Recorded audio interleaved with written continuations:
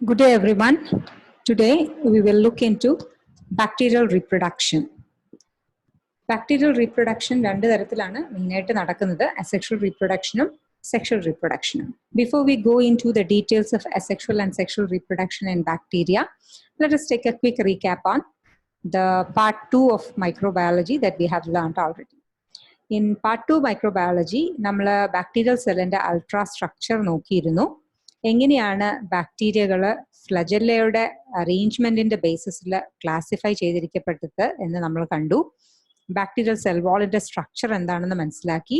Bacterial cell വാളിന്റെ സ്ട്രക്ചറിന്റെ ബേസിസിൽ gram staining ഉപയോഗിച്ചുകൊണ്ട് ബാക്ടീരിയകളെ gram പോസിറ്റീവായിട്ടും gram നെഗറ്റീവായിട്ടും എങ്ങനെയാണ് ക്ലാസിഫൈ ചെയ്തത് എന്ന് നമ്മൾ മനസ്സിലാക്കി. ഗ്രാം പോസിറ്റീവ് ബാക്ടീരിയയുടെയും ഗ്രാം നെഗറ്റീവ് ബാക്ടീരിയയുടെയും സെൽ വാളിന്റെ സ്ട്രക്ചറിലുള്ള വ്യത്യാസം എന്താണ് എന്ന് നമ്മൾ മനസ്സിലാക്കി. ബാക്ടീരിയൽ ഗ്രോത്ത് എങ്ങനെയാണ് നടക്കുന്നത്, സിഗ്മോയിഡ് ഗ്രോത്ത് കർവ് എന്താണ്, അതിൽ ഓരോ ഫേസസും lag phase, log phase, stationary phase, death phase എല്ലാം എന്തിനെയാണ് ഡിപ്പിക്റ്റ് ചെയ്യുന്നത് എന്ന് നമ്മൾ നോക്കി. ന്യൂട്രീഷണൽ ടൈപ്സ് ഓഫ് ബാക്ടീരിയ നമ്മൾ മനസ്സിലാക്കി. ഡിഫറെൻറ്റ് ടൈപ്സ് ഉണ്ട്, ഓട്ടോട്രോപ്സ് ഉണ്ട്, കീമോട്രോപ്സ് ഉണ്ട്, ഇതെല്ലാം നമ്മൾ മനസ്സിലാക്കി. ഇനി നമ്മൾ മുന്നിലേക്ക് പോകുമ്പോൾ പഠിക്കാൻ പോകുന്നത് ബാക്ടീരിയയുടെ റീപ്രൊഡക്ഷൻ ആണ്. മെയിൻ ആയിട്ടും ബാക്ടീരിയൽ റീപ്രൊഡക്ഷൻ രണ്ട് തരത്തിലാണ് നടക്കുന്നത്, അസെക്ഷൽ റീപ്രൊഡക്ഷനും സെക്ഷൽ റീപ്രൊഡക്ഷനും. അസെക്ഷൽ റീപ്രൊഡക്ഷൻ 4 ഡിഫറെന്റ് വേസ് വഴിയാണ് നടക്കുന്നത്: binary fission, fragmentation, budding and sporulation. അതേസമയം സെക്ഷൽ റീപ്രൊഡക്ഷൻ 3 മേജർ വേസ് വഴിയാണ് ബാക്ടീരിയൽ റീപ്രൊഡക്ഷൻ നടക്കുന്നത്. One is transformation, transduction and conjugation. ഇനി നമുക്ക് ഓരോന്നോരോന്നായി ഇതെങ്ങനെയാണ് നടക്കുന്നത് എന്ന് നോക്കാം. അസെക്ഷൽ റീപ്രൊഡക്ഷൻ, ബൈനറി ഫിഷൻ, നിങ്ങളെല്ലാം കൊച്ചു ക്ലാസ്സുകളിൽ പഠിച്ചിട്ടുള്ളത് തന്നെയാണ് ബൈനറി ഫിഷൻ. അതെങ്ങനെയാണ് നടക്കുന്നതെന്ന് നോക്കാം. This is one of the asexual reproduction methods taking place in bacteria where there will be no exchange of genetic material. ഒരു ബാക്ടീരിയ വളർന്നുകൊണ്ടിരിക്കുമ്പോൾ അതിന്റെ സൈസ് ഡെവലപ്പ് ചെയ്ത് അതിനുള്ളിലുള്ള ജനറ്റിക് മെറ്റീരിയലായ DNA കോപ്പീസ് ആയി മാറുകയും ക്രമേണ അത് 2 ഡോട്ടർ സെൽസ് ആയിട്ട് ബ്രേക്ക് ഡൗൺ ചെയ്തു പോവുകയും ചെയ്യുക. ഇതാണ് ബേസിക്കലി ബൈനറി ഫിഷനിൽ നടക്കുന്നത്. Binary fission involves 3 major processes. One is increase in cell size or the cell elongation, DNA replication, and finally cell divides into 2 daughter cells. Let's check out how this happens. So suppose this is your bacterial mother cell. Bacterial mother cell binary fission undergo ചെയ്യുന്നതിന് മുന്നേ ആയി it will start elongating. Once it start elongating and getting enlarged in size, അതിനുള്ളിലുള്ള bacterial chromosome ആയ genetic material രണ്ടായി divide ചെയ്യുകയും ക്രമേണ ഈ 2 genetic മെറ്റീരിയലും സെൽ ഇലോങ്ങേറ്റ് ചെയ്ത് കഴിയുമ്പോൾ സെല്ലിന്റെ ഓരോരോ ഭാഗത്തേക്ക് പോവുകയും ഇതിന്റെ മധ്യഭാഗത്തായി പുതിയ സെൽ വാൾ ഫോം ചെയ്തുകൊണ്ട് ഈ bigger bacterial mother cell 2 daughter cells ആയിട്ട് മാറുകയുമാണ് ചെയ്യുന്നത്. So this is what happens in binary fission. And by fission, bacteria can reproduce in multitude within a splits within a minute's time. കുറച്ച് സമയം കൊണ്ട് തന്നെ വളരെയധികം population increase ആണ് binary fission വഴി ഉണ്ടാകുന്നത്. ഇത് മനസ്സിലായി എന്ന് വിചാരിക്കുന്നു. ഇനി അടുത്ത് നമ്മൾ നോക്കാൻ പോകുന്നത് ഫ്രാഗ്മെന്റേഷൻ ആണ്. ഫ്രാഗ്മെന്റേഷൻ എന്ന് പറയുന്ന process most of the time unfavourable കണ്ടീഷൻസിനെ തരണം ചെയ്യാനാണ് നടക്കുന്നത്. ഇവിടെ ബാക്ടീരിയൽ പ്രോട്ടോപ്ലാസം കമ്പാർട്ട്മെന്റ്സ് ആയിട്ട് മാറുകയും അതോടൊപ്പം തന്നെ ബാക്ടീരിയയ്ക്കുള്ളിലുള്ള ജീനോം മൾട്ടിപ്പിൾ ടൈംസ് റെപ്ലിക്കേറ്റ് ചെയ്യുകയും ചെയ്യും. ഓരോ പ്രോട്ടോപ്ലാസ്മിക് കമ്പാർട്ട്മെന്റിനുള്ളിലേക്കും ഓരോ ജനറ്റിക് മെറ്റീരിയൽ എലമെന്റ്സ് കയറുകയും ആ ഫ്രാഗ്മെന്റേഷൻ യൂണിറ്റ്സ് ഒരു ചെറിയ ബോഡിയായി രൂപാന്തരപ്പെടുകയും ചെയ്യുന്നു. ആ ബോഡീസിനെയാണ് നമ്മൾ ഗൊണീഡിയ എന്ന് വിളിക്കുന്നത്. ഫേവറബിൾ കണ്ടീഷൻ വരുന്ന സമയത്ത് ഈ ഗൊണീഡിയം ഗ്രോ ചെയ്തുകൊണ്ട് പുതിയ ബാക്ടീരിയ ആയി മാറും. So under unfavourable condition bacterial protoplasm undergo compartmentalization. Meanwhile, bacterial genome also undergoes repeated replication. ഓരോ ഫ്രാഗ്മെന്റ് ഓഫ് ബാക്ടീരിയൽ ജീനോമും ഓരോ കമ്പാർട്ട്മെന്റ് ഓഫ് പ്രോട്ടോപ്ലാസിനുള്ളിലേക്ക് അകപ്പെടുകയും അതൊരു മൈന്യൂട്ട് ബോഡിയായി ഗൊണീഡിയായി രൂപാന്തരപ്പെടുകയും ചെയ്യുന്നു. ഫേവറബിൾ കണ്ടീഷൻ വരുമ്പോൾ ഗൊണീഡിയം വീണ്ടും ഗ്രോ ചെയ്തുകൊണ്ട് പുതിയൊരു ബാക്ടീരിയമായി രൂപപ്പെടുന്നു. ഇനി അടുത്ത് നമ്മൾ കാണാൻ പോകുന്നത് ബഡിങ് ആണ്. ഇതിനെപ്പറ്റി നിങ്ങൾ കേട്ടിട്ടുണ്ടാവും. നമ്മൾ ഈസ്റ്റിലെ ബഡിങ് ഒക്കെയാണ് നമ്മൾ ധാരാളം കേട്ടിട്ടുള്ളത്. ഇവിടെ നമ്മൾ നോക്കുന്നത് ബാക്ടീരിയൽ ബഡിങ് ആണ്. ഇവിടെ ബാക്ടീരിയൽ സെല്ലിന്റെ ഒരു എൻഡിൽ നിന്ന് ഒരു ചെറിയ ഒരു ഔട്ട്ഗ്രോത്ത് പോലെ അല്ലെങ്കിൽ ഒരു പ്രൊട്യൂബറൻസ് പോലെ ഉണ്ടാവുകയും ആ ഉണ്ടാകുന്ന പ്രൊട്യൂബറൻസ് അല്ലെങ്കിൽ ആ ഔട്ട്ഗ്രോത്തിനെയാണ് നമ്മൾ ബഡ് എന്ന് വിളിക്കുന്നത്. ക്രമേണ ബാക്ടീരിയൽ മദർ സെല്ലിനുള്ളിലുള്ള ജീനോം റെപ്ലിക്കേറ്റ് ചെയ്തുകൊണ്ട് ഒരു കോപ്പി ഓഫ് ദ ജീനോം പതിയെ ഈ ബഡിനുള്ളിലേക്ക് അകപ്പെടുകയും ചെയ്യുന്നു. ബഡ് ക്രമേണ എൻലാർജ് ചെയ്യുന്നു. ബാക്ടീരിയൽ സെല്ല് ഡോട്ടർ സെല്ലായിട്ട് അത് കൺവേർട്ട് ആകുന്നു and it get separated from the parent cell. So in budding what happens, one end of the bacterial സെല്ലിൽ ഒരു സ്മോൾ പ്രൊട്യൂബറൻസ് അല്ലെങ്കിൽ ഔട്ട്ഗ്രോത്ത് ഉണ്ടാകുന്നു. അതിനെയാണ് നമ്മൾ ബഡ് എന്ന് വിളിക്കുന്നത്. ആ ബഡ് പതിയെ പതിയെ എൻലാർജ് ചെയ്യുന്നു. മീൻവൈൽ ബാക്ടീരിയൽ സെല്ലിനുള്ളിലുള്ള ബാക്ടീരിയൽ ജീനോം മൾട്ടിപ്ലൈ ചെയ്യുകയും അതിന്റെ ഒരു കോപ്പി ഒരു ബഡിനുള്ളിലേക്ക് അകപ്പെടുകയും ചെയ്യുന്നു.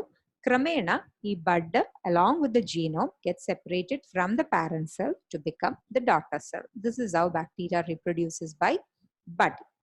ഇനിയുള്ളത് സ്പോറുലേഷൻ ആണ്. സ്പോറുലേഷൻ എന്ന് പറയുന്നത് എല്ലായ്പ്പോഴും ബാക്ടീരിയകളിൽ കാണുന്ന ഒരു പ്രക്രിയയല്ല. അത് വളരെയധികം അൺഫേവറബിൾ ആയിട്ടുള്ള കണ്ടീഷൻസിനെ തരണം ചെയ്യാനായിട്ട് ഉണ്ടാകുന്ന ഒരു പ്രക്രിയയാണ് സ്പോറുലേഷൻ. കൂടാതെ ഇത് എല്ലാത്തരം ബാക്ടീരിയകളിലും നമുക്ക് കാണാൻ കഴിയുന്ന ഒരു പ്രക്രിയയല്ല. വളരെയധികം വിറുലന്റ് ആയിട്ടുള്ള ബാക്ടീരിയൽ ടൈപ്സിലൊക്കെയാണ് കൂടുതലായിട്ടും നമുക്ക് ഈ എൻഡോസ്പോർ ഫോർമേഷൻ അല്ലെങ്കിൽ സ്പോറുലേഷൻ നമുക്ക് കാണാനായിട്ട് കഴിയുന്നത്. എങ്ങനെയാണ് ഇത് നടക്കുന്നത് എന്ന് നോക്കാം. Bacteria produce non flagellated and non motile spores which can either be formed within the cell or outside the cell. സെല്ലിനുള്ളിലാണെങ്കിൽ ഇങ്ങനെയുള്ള സ്പോർസിനെ നമ്മൾ എൻഡോസ്പോർസ് അല്ലെങ്കിൽ കൊണീഡിയ എന്ന് വിളിക്കുകയും അത് പുറമേ ആണെങ്കിൽ അതിനെ നമ്മൾ എക്സോസ്പോർസ് എന്ന് വിളിക്കും. അണ്ടർ ഫേവറബിൾ കണ്ടീഷൻസ് ഇങ്ങനെ ഉണ്ടാകുന്ന സ്പോറുകൾ ജെർമിനേറ്റ് ചെയ്തുകൊണ്ട് ഒരു പുതിയ ബാക്ടീരിയ ഫോം ചെയ്യുകയാണ് ചെയ്യുന്നത്. Normally this is scene in filamentous bacteria like Streptomyces. Let's check out how this happens. Endospore എന്ന് പറയുന്നത് ഞാൻ നേരത്തെ പറഞ്ഞു, ഹൈലി വിറുലന്റ് ആയിട്ടുള്ള ടൈപ്പുകളിലാണ് പലപ്പോഴും നമുക്ക് ഈ എൻഡോസ്പോറുകളെ കാണാൻ കഴിയുന്നത്. അൺഫേവറബിൾ കണ്ടീഷൻസിനെ തരണം ചെയ്യാൻ വേണ്ടിയിട്ടുണ്ടാകുന്ന ഒരു പ്രക്രിയയാണ് ഈ എൻഡോസ്പോർ ഫോർമേഷൻ എന്ന് പറയുന്നത്. എൻഡോസ്പോർ ഫോർമേഷന്റെ ആ പ്രോസസ്സിനെ നമ്മൾ വിളിക്കുന്നത് സ്പോറുലേഷൻ അല്ലെങ്കിൽ സ്പോറോജെനസിസ് എന്നാണ് നമ്മൾ വിളിക്കുന്നത്. മോസ്റ്റ് ഓഫ് ദ ടൈം ഈ എൻഡോസ്പോർസ് എന്ന് പറയുന്നത് are highly resistant to heat, chemicals, pH and dehydration. അതുകൊണ്ട് തന്നെ ഇവരെ നമുക്ക് നശിപ്പിക്കാൻ വളരെയധികം പ്രയാസവുമാണ്. മാത്രവുമല്ല, these can remain viable for millions of years all together. അപ്പോൾ അതുകൊണ്ട് തന്നെ ഇവരെ നമുക്ക് നശിപ്പിക്കൽ വളരെയധികം പ്രയാസമാണ്. മോസ്റ്റ്ലി ഈ എൻഡോസ്പോർ ഫോർമേഷൻ നമ്മൾ കണ്ടുവരുന്നത് ബാസിലസ്, ക്ലോസ്ട്രീഡിയം പോലുള്ള ഗ്രാം പോസിറ്റീവ് ബാക്ടീരിയകൾക്കുള്ളിലാണ്. നിങ്ങൾ ഈ പിക്ചറിൽ കാണുന്നതെല്ലാം എൻഡോസ്പോർ ഫോം ചെയ്ത് കിടക്കുന്ന പിക്ചേഴ്സ് ആണ് നിങ്ങൾ ഈ കാണുന്നത്. ഈ ഡാർക്ക് ആയിട്ട് കാണുന്നതെല്ലാം എൻഡോസ്പോർസ് ആണ്, ബാക്ടീരിയയുടെ എൻഡോസ്പോർ ഫോർമേഷൻ ആണ്. So how does this endospore formation take place? ഒരു നോർമൽ ആയിട്ടുള്ള ഒരു vegetative cell, mother cell, unfavourable conditions അല്ലെങ്കിൽ അൺഫേവറബിൾ ആയിട്ടുള്ള ഒരു കണ്ടീഷൻസ് വരുമ്പോൾ വെജിറ്റേറ്റീവ് ഗ്രോത്ത് സ്റ്റോപ്പ് ചെയ്യുകയും എന്നാൽ അതിനുള്ളിലുള്ള ജനറ്റിക് മെറ്റീരിയൽ ഡ്യൂപ്ലിക്കേറ്റ് ചെയ്യുകയും ചെയ്യും. അതിനുശേഷം സെൽ വാളിനുള്ളിലുള്ള പ്രോട്ടോപ്ലാസം അൺഈക്വൽ ആയിട്ട് അല്ലെങ്കിൽ അസിമെട്രിക്കൽ ആയിട്ട് ഡിവൈഡ് ചെയ്യും. എങ്ങനെയാണ്? By the formation of a septum. ഒരു സ്മോൾ സെല്ലും ഒരു ബിഗ് സെല്ലുമായിട്ട് ഇത് രൂപാന്തരപ്പെടുന്നു. അതിനുശേഷം ഈ ബിഗർ സെല്ല് ഈ സ്മോളർ സെല്ലിനെ എൻഗൾഫ് ചെയ്യും, അതായത് വിഴുങ്ങും. Okay, the larger compartment will engulf the smaller compartment. എന്നിട്ട് ഈ ഒരു സ്റ്റേജിൽ നമ്മൾ ഇതിനെ വിളിക്കുന്നത് ഫോർസ്പോർ എന്നാണ് പറയുന്നത്. അതായത് മദർ സെല്ലിനുള്ളിൽ കുടുങ്ങിക്കിടക്കുന്ന ചെറിയ ഒരു സെല്ല്. അപ്പൊ ഇത് ഫോർസ്പോർ എന്ന് നമുക്ക് പറയാം. ഇത് കൂടാതെ ഈ പ്രക്രിയ നടക്കുന്ന സമയത്ത് തന്നെ മദർ സെല്ലിന്റെ സെൽ വാളും മെംബ്രെയിൻസും ഉപയോഗിച്ചുകൊണ്ട് തന്നെ ഈ ഫോർസ്പോറും വിൽ പ്രൊഡ്യൂസ് മെംബ്രെയിൻ. കൂടാതെ അഡീഷണൽ ആയിട്ടുള്ള മെംബ്രെയിൻസ്, തിക് മെംബ്രെയിൻസും കൂടി ഇത് പ്രൊഡ്യൂസ് ചെയ്യുന്നുണ്ട് ഫോർസ്പോർ. അൺഫേവറബിൾ കണ്ടീഷൻ ആയതുകൊണ്ട് തന്നെ മദർ സെല്ല് ക്രമേണ ഡിസിൻറ്റഗ്രേറ്റ് ചെയ്ത് പോകും. എന്നാൽ ഈ ഫോർസ്പോർ ഇപ്പോൾ എൻഡോസ്പോറായി മാറിയിരിക്കുകയാണ്. ഇതിന്റെ ചുറ്റിനും നല്ല കവചം, മൾട്ടിപ്പിൾ ലെയേഴ്സ് ഓഫ് മെംബ്രെയിൻസ് ഉള്ളത് കൊണ്ട് തന്നെ This become highly resistant to unfavorable conditions, heat, UV, desiccation, chemicals. ഇതിനെല്ലാം highly resistant ആയിട്ട് ഈ എൻഡോസ്പോർ മാറുന്നു. അപ്പോൾ എങ്ങനെയാണെന്ന് ഒന്നും കൂടി പറയാം. വെജിറ്റേറ്റീവ് സെൽ, ഒരു ബാക്ടീരിയൽ സെല്ല് അൺഫേവറബിൾ കണ്ടീഷൻ ആകുമ്പോൾ അതിന് വളരാൻ ആവശ്യമായ ഭക്ഷണ വസ്തുക്കൾ ലഭിക്കാതെ ആകുമ്പോൾ അതിന്റെ വെജിറ്റേറ്റീവ് ഗ്രോത്ത് സ്റ്റോപ്പ് ചെയ്യുകയും അതിനുള്ളിലുള്ള ജനറ്റിക് മെറ്റീരിയൽ ഡ്യൂപ്ലിക്കേറ്റ് ചെയ്യുകയും ചെയ്യുന്നു. വൺസ് ദിസ് ഹാപ്പൻസ്, ഇടയിൽ ഒരു സെപ്റ്റ ഫോർമേഷൻ വന്നുകൊണ്ട് ഇതിനുള്ളിലുള്ള പ്രോട്ടോപ്ലാസ്മിക് മെറ്റീരിയൽ 2 അൺഈക്വൽ പാർട്ടുകളായിട്ട് ഡിവൈഡ് ചെയ്യപ്പെടുന്നു. ഓരോ പാർട്ടിനുള്ളിലും ഓരോ copies of the genetic material അകപ്പെടുന്നുണ്ടാവും. ബിഗർ പാർട്ട് സ്മോളർ കമ്പാർട്ട്മെന്റിനെ വിഴുങ്ങുകയും അതൊരു ഫോർസ്പോർ ആയിട്ട് ഈ മദർ സെല്ലിനുള്ളിൽ കുടുങ്ങിക്കിടക്കുകയും ചെയ്യും. അത് എൻഗൾഫ് ചെയ്ത് ഇതിനുള്ളിൽ അകപ്പെട്ടു പോകുന്നത് കൊണ്ടാണ് ഈ സ്പോറിനെ നമ്മൾ എൻഡോസ്പോർ എന്ന് വിളിക്കുന്നത്. ക്രമേണ ഈ ഫോർസ്പോർ മൾട്ടിപ്പിൾ ലെയേഴ്സ് ഓഫ് മെംബ്രെയിൻസ് ഉണ്ടാക്കിക്കൊണ്ട് അത് ഒരു കംപ്ലീറ്റ് എൻഡോസ്പോർ ആയി മാറുകയും ചെയ്യുന്നു. പിന്നീട് മദർ സെല്ല് ഡിസിൻറ്റഗ്രേറ്റ് ചെയ്ത് പോകുമ്പോൾ ഈ എൻഡോസ്പോർ ഹൈലി റെസിസ്റ്റന്റ് ആയിട്ടുള്ള ഒരു സ്പോർ ആയിട്ട് മാറുകയും ചെയ്യും. ഇനി എൻഡോസ്പോറിന്റെ സ്ട്രക്ചർ നമ്മൾ പറയുകയാണെങ്കിൽ, ഞാൻ ആദ്യമേ തന്നെ പറഞ്ഞു, ഹൈലി റെസിസ്റ്റന്റ് ആയിട്ടുള്ള അൺഫേവറബിൾ കണ്ടീഷൻസിനെ തരണം ചെയ്യാൻ കഴിയുന്ന മില്യൺസ് ഓഫ് ഇയേഴ്സ് അതിന്റെ വയബിലിറ്റി നഷ്ടപ്പെടാതെ കിടക്കുന്ന ഒരു സ്ട്രക്ചറാണ് എൻഡോസ്പോർ എന്ന് പറയുന്നത്. അപ്പൊ ഇത്രയും നാള് നശിക്കാതെ അത് അവിടെ കിടക്കണമെങ്കിൽ അതിന് വേണ്ടുന്ന ഒരുക്കങ്ങളെല്ലാം അല്ലെങ്കിൽ പ്രിക്കോഷൻസും മെഷേഴ്സും എല്ലാം ഈ എൻഡോസ്പോർ ചെയ്തിട്ടുണ്ടാവും. അപ്പോൾ എൻഡോസ്പോറിന്റെ സ്ട്രക്ചർ നമ്മൾ അനലൈസ് ചെയ്യുമ്പോൾ നമുക്ക് മനസ്സിലാകുന്നതും അത് തന്നെയാണ്. മൾട്ടിപ്പിൾ ലെയേഴ്സ് ഓഫ് മെംബ്രെയിൻസിനുള്ളിൽ വളരെ സുരക്ഷിതമായിട്ടാണ് ഈ ബാക്ടീരിയയുടെ പ്രോട്ടോപ്ലാസവും ജനറ്റിക് മെറ്റീരിയലും ഇരിക്കുന്നത്. ഉള്ളിൽ നിന്ന് പുറത്തേക്ക് നമ്മൾ നോക്കുകയാണെങ്കിൽ ഏറ്റവും സെന്റർ പാർട്ട് എന്ന് പറയുന്നത് കോർ എന്ന് നമ്മൾ വിളിക്കുന്ന പ്രോട്ടോപ്ലാസ്റ്റ് ആണ്. അവിടെ സെല്ലുലാർ കോമ്പണൻസും DNA, റൈബോസോം, എൻസൈംസ് തുടങ്ങിയ സാധനങ്ങളെല്ലാമാണ് ഈ സെന്റർ പാർട്ട് അല്ലെങ്കിൽ കോർ ഓഫ് ദ പ്രോട്ടോപ്ലാസ്റ്റിൽ നമുക്ക് കാണാൻ കഴിയുന്നത്. അത് കഴിഞ്ഞ് നമ്മൾ പുറത്തേക്ക് ഇറങ്ങുവാണെങ്കിൽ ജസ്റ്റ് അതിനെ കവർ ചെയ്തുകൊണ്ട് ഒരു കോർ വാൾ ഉണ്ട്, അല്ലെങ്കിൽ നമുക്ക് അതിനെ ഇന്നർ മെംബ്രെയിൻ എന്ന് പറയാം. ഈ ഇന്നർ മെംബ്രെയിൻ മ്യൂക്കോപെപ്റ്റൈഡ്സ് കൊണ്ടാണ് ഉണ്ടാക്കിയിരിക്കുന്നത്. സാധാരണ നമ്മുടെ ബാക്ടീരിയൽ സെൽ വാളിന്റെ കോമ്പോസിഷൻ തന്നെയാണ് ഇതിനുള്ളത്. അത് കഴിഞ്ഞാൽ പിന്നെ നമുക്ക് കാണാൻ കഴിയുന്നത് ഒരു കോർട്ടിക്കൽ റീജിയൻ ആണ്. കോർട്ടെക്സ് എന്ന് പറയുന്ന ഒരു റീജിയൻ ആണ്. ഈ കോർട്ടെക്സ് എന്ന് പറയുന്നത് ലൂസ്ലി ക്രോസ് ലിങ്ക്ഡ് ആയിട്ടുള്ള പെപ്റ്റിഡോഗ്ലൈക്കൻസും ഡൈപിക്കോലിനിക് ആസിഡും കാൽഷ്യവും ഒക്കെ ചേർന്ന് നിർമ്മിക്കപ്പെട്ടിരിക്കുന്നതാണ് ഈ കോർട്ടെക്സ് എന്ന് പറയുന്നത്. കോർട്ടെക്സ് തന്നെ 2 ലെയർ ആയിട്ടാണുള്ളത്, ഇന്നർ കോർട്ടെക്സും ഔട്ടർ കോർട്ടെക്സും. അപ്പോൾ ആദ്യം ഒരു ഇന്നർ മെംബ്രെയിൻ ഓഫ് മ്യൂക്കോപെപ്റ്റൈഡ് ഉണ്ട്, അതിന് തൊട്ട് പുറകിലായിട്ട് മൾട്ടിപ്പിൾ ലെയേർഡ് ആയിട്ടുള്ള ഒരു കോർട്ടെക്സ് ഉണ്ട്. ആ കോർട്ടെക്സ് നിർമ്മിക്കപ്പെട്ടിരിക്കുന്നത് ക്രോസ് ലിങ്ക്ഡ് ആയിട്ടുള്ള peptidoglycan, dipicolinic acid and calcium കൊണ്ടാണ്. ഇനി ഇതും കഴിഞ്ഞ് നമ്മൾ പുറത്തേക്ക് പോകുമ്പോൾ അടുത്ത് വീണ്ടും ഒരു നല്ല ഒരു ആവരണമുണ്ട്. അതിനെ നമ്മൾ സ്പോർ കോട്ട് എന്നാണ് വിളിക്കുന്നത്. ഈ സ്പോർ കോട്ടും ബൈലെയേർഡ് ആണ്. ഒരു ഇന്നർ ലെയറും ഒരു ഔട്ടർ ലെയറും ഉണ്ട് ഇതിന്. ഇത് സ്പെസിഫിക് ആയിട്ടുള്ള സ്പോർ പ്രോട്ടീൻസ് കൊണ്ടാണ് ഇത് നിർമ്മിക്കപ്പെട്ടിരിക്കുന്നത്. അപ്പൊ ഇപ്പൊ എത്ര ലെയേഴ്സ് ആയി? Inner membrane made up of mucopeptide, double layers of cortex made up of peptidoglycan, dipicolinic acid and calcium. Then the spore coat, which is again bi-layered membrane made up of proteins. ഇതിനെല്ലാം പുറമെ ഏറ്റവും പുറത്തായിട്ട് exosporium എന്ന് പറഞ്ഞ് ഒരു thin layer of പ്രോട്ടീനും കൂടി ചേരുമ്പോഴാണ് ഈ എൻഡോസ്പോറിന്റെ structure complete ആകുന്നത്. സോ ഇത്രയും നമ്പർ ഓഫ് വാൾ ലെയേഴ്സ് ഉള്ളത് കൊണ്ടാണ് ഈ എൻഡോസ്പോറിന് വർഷങ്ങളോളം അതിന്റെ വയബിലിറ്റി പോകാതെ, ഡെസിക്കേഷൻ ഒന്നും അകപ്പെട്ടു പോകാതെ അതിന് റെസിസ്റ്റന്റ് ആയിട്ട് ഇരിക്കാൻ കഴിയുന്നത്. ഓക്കെ, ഇത് നിങ്ങൾക്ക് ഇവിടെ കാണാൻ കഴിയാം. This is a normal vegetative cell and this is endospore. ഇത് എൻഡോസ്പോർ സ്പെസിഫിക് ആയിട്ടുള്ള സ്റ്റെയിൻ കൊണ്ട് സ്റ്റെയിൻ ചെയ്തിരിക്കുന്നതുകൊണ്ടാണ് എൻഡോസ്പോർ ഉള്ള സ്ഥലങ്ങൾ മാത്രം നമുക്ക് എടുത്തു കാണാനായിട്ട് കഴിയുന്നത്. ഇനി എൻഡോസ്പോർ എങ്ങനെയാണ് നോർമൽ സെല്ലിൽ നിന്ന് വ്യത്യസ്തപ്പെട്ടിരിക്കുന്നത്? പല പല കാരണങ്ങൾ കൊണ്ട് എൻഡോസ്പോർ ഒരു നോർമൽ വെജിറ്റേറ്റീവ് സെല്ലിൽ നിന്ന് വളരെയധികം വ്യത്യസ്തത കാണിക്കുന്നുണ്ട്. ഒന്നെന്ന് പറയുന്നത് അബൻഡന്റ് ആയിട്ടുള്ള കാൽഷ്യവും ഡൈപിക്കോലിനിക് ആസിഡും കാണും. ഇത് നോർമൽ വെജിറ്റേറ്റീവ് സെൽസിൽ നമ്മൾ കാണാത്തതാണ്. പിന്നെ പാർഷ്യലി ഡീഹൈഡ്രേറ്റഡ് ആണ് ഓൾറെഡി തന്നെ ഇത്. അതുകൊണ്ട് തന്നെ അതിനുള്ളിലുള്ള മെറ്റബോളിക് ആക്ടിവിറ്റീസ് എല്ലാം കുറഞ്ഞ് ഗ്രോത്ത് നേരത്തെ നിൽക്കും എന്ന് നമ്മൾ പറഞ്ഞിരുന്നു. അപ്പോൾ വെള്ളത്തിന്റെ അളവ് കുറയുമ്പോൾ, മോയ്സ്ചറിന്റെ അളവ് കുറയുമ്പോൾ നാച്ചുറലി ഫിസിയോളജിക്കൽ ആക്ടിവിറ്റീസ് എല്ലാം ഹാമ്പേർഡ് ആവും, അല്ലെങ്കിൽ സ്ലോ ഡൗൺ ആവും. പിന്നെ ലോ pH ആണ് ഉണ്ടാവുക ഇതിനുള്ളിൽ. സ്മോൾ ആസിഡ് സോളബിൾ പ്രോട്ടീൻസ് ആണ് DNA പ്രൊട്ടക്ട് ചെയ്തിട്ടുണ്ടാവുക.